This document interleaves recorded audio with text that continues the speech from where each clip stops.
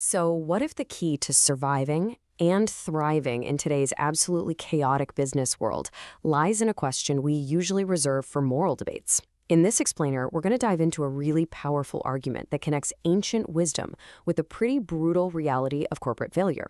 Let's get into it. You've probably heard this question a million times, right? What would Jesus do? For centuries, it's been a sort of compass for personal choices and big ethical debates. But what if the way we've been asking it is actually limiting its true power? Well, the source material for this explainer argues just that by focusing on all the specific individual issues, even with the best intentions, we risk missing a much larger, more transformative picture of what influence can really be. We kind of get trapped in the weeds. Okay, so first, let's break down what the source material calls the parochial view. You can think of it as a kind of tunnel vision that can trap even the smartest, most well-intentioned leaders out there.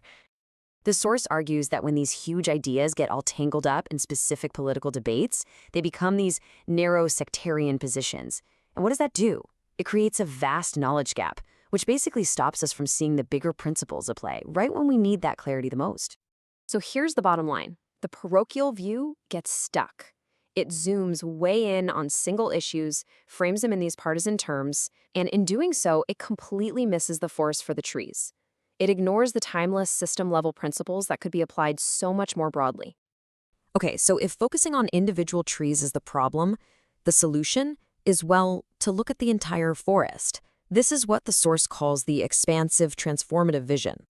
And this slide really lays out the core contrast perfectly.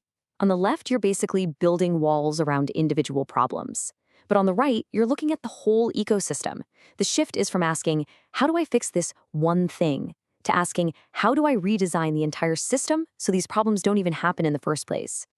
Now, this isn't just some abstract philosophical idea.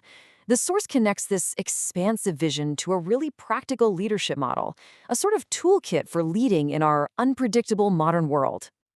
This framework is called Era 4 Learning Leadership, and the name really says it all. It's a leadership style that's not built on having all the answers, but on continuous learning and adaptation, which is absolutely essential for navigating a world that changes at lightning speed. So how do you actually do this? First, you have to accept the reality of macro chaos, this idea that our world is just incredibly complex and unpredictable. Second, you adopt that constant learning mindset.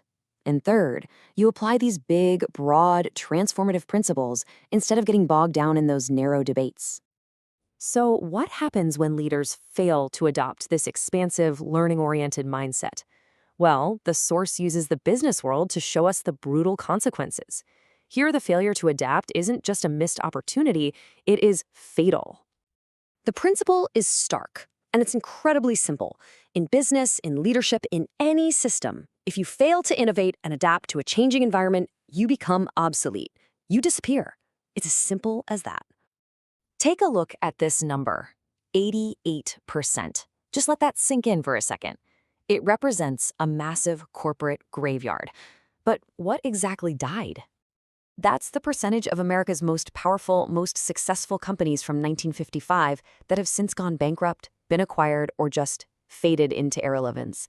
They had a parochial view, and they completely failed to see the future coming right at them. And we're talking about giants that once dominated our world. Kodak, who literally invented the digital camera but was too afraid to pivot from film. Blockbuster, who laughed Netflix out of their office. Nokia and BlackBerry, they built the phone market only to be completely blindsided by the smartphone. They all failed to embrace a transformative, open system approach. You know, seeing this corporate graveyard really forces us to look forward. And the source material, it doesn't end with easy answers. Instead, it leaves us with a series of really urgent questions for every leader today. I mean, after seeing the tombstones of these corporate giants, the question is just so urgent. Have we learned the lesson? Do leaders today truly understand that past success offers exactly zero protection from future irrelevance? And logically, the next question is about action. If we accept this brutal reality, what do we actually do about it? How can we build organizations that are resilient, adaptive, and truly ready for whatever's coming next? And here's where the argument takes a really futuristic leap. In a world that's going to be run more and more by AI, could this systems-level transformative thinking be the one thing that algorithms just can't replicate?